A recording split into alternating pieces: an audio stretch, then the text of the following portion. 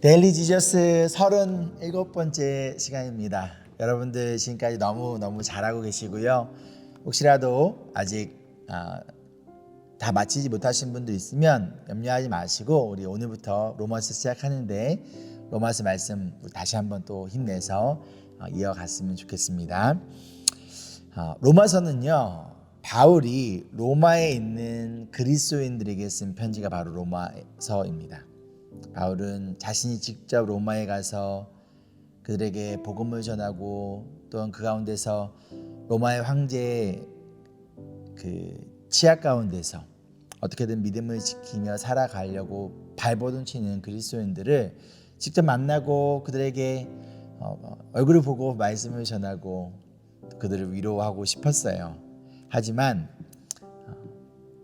바울의 뜻대로가 아니라 하나님의 뜻에 따라 바울은 먼저 이 로마서 편지를 그들에게 쓰고 있습니다.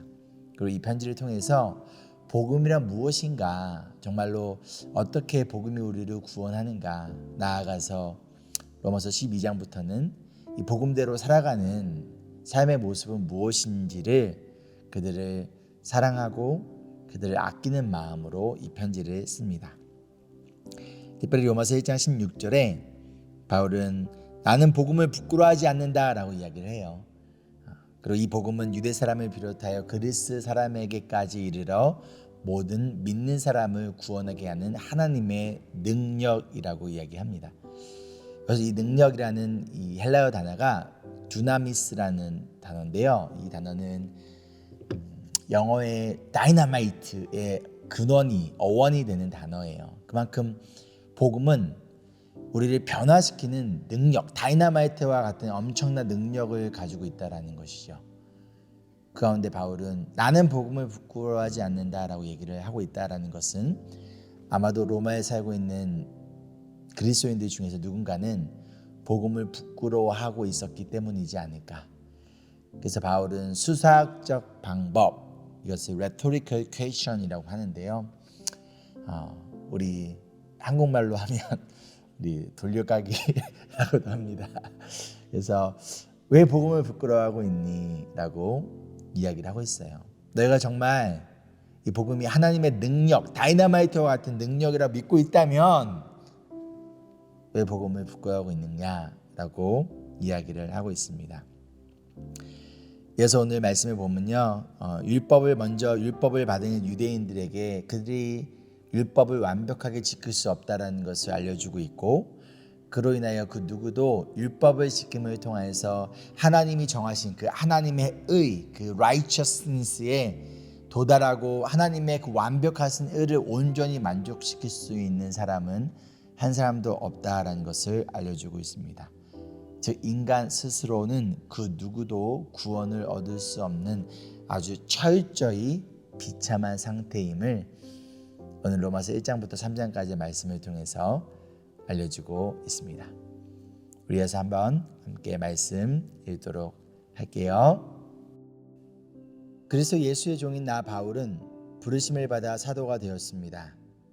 나는 하나님의 복음을 전하기 위하여 따로 세우심을 받았습니다. 이 복음은 하나님께서 예언자들을 통하여 성경에 미리 약속하신 것으로 그의 아들을 두고 하신 말씀입니다.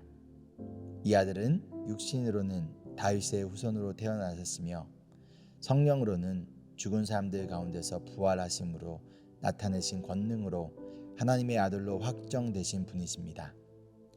그는 곧 우리 주 예수 그리스도이십니다. 우리는 그를 통하여 은혜를 입어 사도의 직분을 받았습니다. 그것은 우리가 그 이름을 전하여 모든 민족이 믿고 순종하게 하려는 것입니다. 여러분도 그들 가운데 들어있어서 예수 그리스도의 부르심을 받은 사람이 되었습니다. 나는 로마에 있는 모든 신도에게 이 편지를 씁니다. 하나님께서 여러분을 사랑하셔서 그의 거룩한 백성으로 부르셨습니다. 하나님 우리 아버지와 주 예수 그리스도께서 내려주시는 은혜와 평화가 여러분에게 있기를 빕니다. 8절입니다.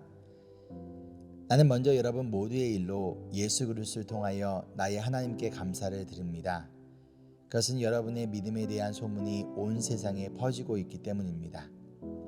하나님은 내가 그 아들의 복음을 전하는 일로 충심으로 섬기는 분이시기에 내 마음속을 알고 계십니다. 나는 기도할 때마다 언제나 여러분을 생각하며 어떻게 해서든지 하나님의 뜻으로 여러분에게로 갈 수 있는 좋은 길이 열리기를 간구하고 있습니다.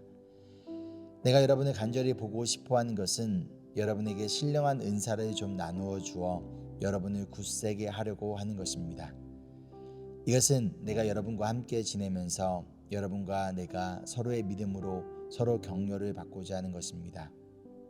형제 자매 여러분, 여러분이 이것을 아시길 바랍니다. 나는 여러분에게 가려고 여러 번 마음을 먹었으나 지금까지 길이 막혀서 뜻을 이루지 못하였습니다. 나는 다른 이방 사람들 가운데서도 열매를 거둔 것과 같이 여러분 가운데에서도 그것을 좀 거두려고 했던 것입니다. 나는 그리스 사람에게나 미개한 사람에게나 지혜가 있는 사람에게나 어리석은 사람에게나 다 빛을 진 사람입니다. 그러므로 나의 간절한 소원은 로마에 있는 여러분에게도 복음을 전하는 일입니다. 16절입니다. 함께 읽을까요? 나는 복음을 부끄러워하지 않습니다. 이 복음은 유대 사람을 비롯하여 그리스 사람에게 이르기까지 모든 믿는 사람을 구원하는 하나님의 능력입니다. 하나님의 의가 복음 속에 나타납니다. 이 일은 오로지 믿음에 근거하여 일어납니다. 이것은 성경에 기록한 바 의인은 믿음으로 살 것이다 한 것과 같습니다. 하나님의 진노가 불의한 행동으로 진리를 가로막는 사람의 온갖 불경건함과 불의함을 겨냥하여 하늘로부터 나타납니다. 하나님을 알만한 일이 사람에게 환히 드러나 있습니다. 하나님께서 그것을 환히 드러내 주셨습니다. 이 세상 창조 때로부터 하나님의 보이지 않는 속성, 곧 그분의 영원하신 능력과 신성은 사람이 그 지으신 만물을 보고서 깨닫게 되어 있습니다. 그러므로 사람들은 핑계를 댈 수가 없습니다. 사람들은 하나님을 알면서도 하나님을 하나님으로 영화롭게 해드리거나 감사를 드리기는커녕 오히려 생각이 허망해져서 그들의 지각 없는 마음이 어두워졌습니다. 사람들은 스스로 지혜가 있다고 주장하지만 실상은 어리석은 사람이 되었습니다. 그들은 썩지 않는 하나님의 영광을 썩어 없어질 사람이나 새나 네발 짐승이나 기어다니는 동물의 형상으로 바꾸어 놓았습니다. 그러므로 하나님께서는 사람들이 마음의 욕정대로 하도록 더러움에 그대로 내버려 두시니 서로의 몸을 욕되게 하였습니다. 사람들은 하나님의 진리를 거짓으로 바꾸고 창조주 대신에 피조물을 숭배하고 섬겼습니다. 하나님은 영원히 찬송을 받으실 분이십니다. 아멘. 이런 까닭에 하나님께서는 사람들을 부끄러운 정욕에 내버려 두셨습니다. 여자들은 남자와의 바른 관계를 바르지 못한 관계로 바꾸고 또한 남자들도 이와 같이 여자와의 바른 관계를 버리고 서로 욕정에 불탔으며 남자가 남자와 더불어 부끄러운 짓을 하게 되었습니다. 그래서 그들은 그 잘못에 마땅한 대가를 스스로 받았습니다. 사람들이 하나님을 인정하기를 싫어하므로 하나님께서는 사람들을 타락한 마음 자리에 내버려 두셔서 해서는 안 될 일을 하도록 놓아주셨습니다. 사람들은 온갖 불의와 악행과 탐욕과 악의로 가득 차 있으며 시기와 살이와 분쟁과 사기와 적의로 가득 차 있으며 수근거리는 자요, 중상하는 자요, 하나님을 미워하는 자요, 불손한 자요, 오만한 자요, 자랑하는 자요, 악을 꾸미는 모략꾼이요, 부모를 거역하는 자요, 우매한 자요, 신의가 없는 자요, 무정한 자요, 무자비한 자입니다. 그들은 이와 같은 일을 하는 자들은 죽어야 마땅하다는 하나님의 공정한 법도를 알면서도 자기들만 이런 일을 하는 것이 아니라 이런 일을 저지르는 사람을 두둔하기까지 합니다. 2장입니다. 그러므로 남을 심판하는 사람이여 그대가 누구이든지 죄가 없다고 변명할 수 없습니다. 그대는 남을 심판하는 일로 결국 자기를 정죄하는 셈입니다. 남을 심판하는 그대도 똑같은 일을 하고 있기 때문입니다. 하나님의 심판이 이런 일을 하는 사람들에게 공정하게 내린다는 것을 우리는 압니다. 이런 일을 하는 사람들을 심판하면서 스스로 그런 일을 하는 사람이여 그대는 하나님의 심판을 피할 수 있을 줄로 생각합니까? 아니면 하나님께서 인자하심을 베푸셔서 그들을 인도하여 회개하게 하신다는 것을 알지 못하고 오히려 하나님의 풍성하신 인자하심과 너그러우심과 오래 참으심을 업심 여기는 것입니까? 그대는 완고하여 회개할 마음이 없으니 하나님의 공정한 심판이 나타날 진노의 날에 자기가 받을 진노를 스스로 쌓아 올리고 있는 것입니다. 하나님께서는 각 사람에게 그가 한 대로 갚아주실 것입니다. 참으면서 선한 일을 하여 영광과 존귀와 불멸의 것을 구하는 사람에게 영원한 생명을 주시고, 이기심에 사로잡혀서 진리를 거스리고 불의를 따른 사람에게는 진노와 분노를 쏟으실 것입니다. 악한 일을 하는 모든 사람에게는 먼저 유대 사람을 비롯하여 그리스 사람에게 이르기까지 환난과 고통을 주실 것이요, 선한 일을 하는 모든 사람에게는 먼저 유대 사람을 비롯하여 그리스 사람에게 이르기까지 영광과 존귀와 평강을 내리실 것입니다. 하나님께서는 사람을 차별 없이 대하시기 때문입니다. 율법을 모르고 범죄한 사람은 율법과 상관없이 망할 것이요, 율법을 알고 범죄한 사람은 율법을 따라 심판을 받을 것입니다. 하나님 앞에서는 율법을 듣는 사람이 의로운 사람이 아닙니다. 오직 율법을 실천하는 사람이라야 의롭게 될 것이기 때문입니다. 율법을 가지지 않은 이방 사람이 사람의 본성을 따라 율법이 명하는 바를 행하면 그들은 율법을 가지고 있지 않아도 자기 자신이 자기에게 율법입니다. 그런 사람은 율법이 요구하는 일이 자기의 마음에 적혀 있음을 드러내 보입니다. 그들의 양심도 이 사실을 증언합니다. 그들의 생각들이 서로 고발하기도 하고 변호하기도 합니다. 이런 일은 내가 전하는 복음대로 하나님께서 그리스도를 내세우셔서 사람들이 감추고 있는 비밀들을 심판하실 그날에 드러날 것입니다. 17절입니다. 그런데 그대가 유대 사람이라고 자처한다고 합시다. 그래서 그대는 율법을 의지하며 하나님을 자랑하며 율법의 가르침을 받아서 하나님의 뜻을 알고 가장 선한 일을 분간할 줄 알며 눈먼 사람의 길잡이요 어둠 속에 있는 사람의 빛이라고 생각하며 지식과 진리가 율법의 구체화된 모습으로 들어있다고 하면서 스스로 어리석은 사람의 스승이요 어린아이의 교사로 확신한다고 합시다. 그렇다면 그대는 남은 가르치면서도 왜 자기 자신을 가르치지 않습니까? 도둑질하지 말라고 설교하면서도 왜 도둑질을 합니까? 간음을 하지 말라고 하면서도 왜 간음을 합니까? 우상을 미워하면서도 왜 신전의 물건을 훔칩니까? 율법을 자랑하면서도 왜 율법을 어겨서 하나님을 욕되게 합니까? 성경에 기록된 바 너희 때문에 하나님의 이름이 이방 사람들 가운데서 모독을 받는다 한 것과 같습니다. 율법을 지키면 할례를 받는 것이 유익하지만 율법을 어기면 그대가 받은 할례는 할례를 받지 않은 것으로 되어버립니다. 그러므로 할례를 받지 않은 사람이 율법의 규정을 지키면 그 사람은 할례를 받지 않았더라도 할례를 받은 것으로 여겨질 것이 아니겠습니까? 그리고 본래 할례를 받지 않았더라도 율법을 온전히 지키는 사람이 율법의 조문을 가지고 있고 할례를 받았으면서도 율법을 번하는 사람인 그대를 정죄해야 할 것입니다. 겉모양으로 유대 사람이라고 해서 유대 사람이 아니요 겉모양으로 살갗에 할례를 받았다고 해서 할례가 아닙니다. 오히려 속사람으로 유대 사람인 이가 유대 사람이며 율법의 조문을 따라서 받는 할례가 아니라 성령으로 마음에 받는 할례가 참 할례입니다. 이런 사람은 사람에게서가 아니라 하나님에게서 칭찬을 받습니다. 3장입니다. 그러면 유대 사람의 특권은 무엇이며 할례의 이로움은 무엇입니까? 모든 면에서 많이 있습니다.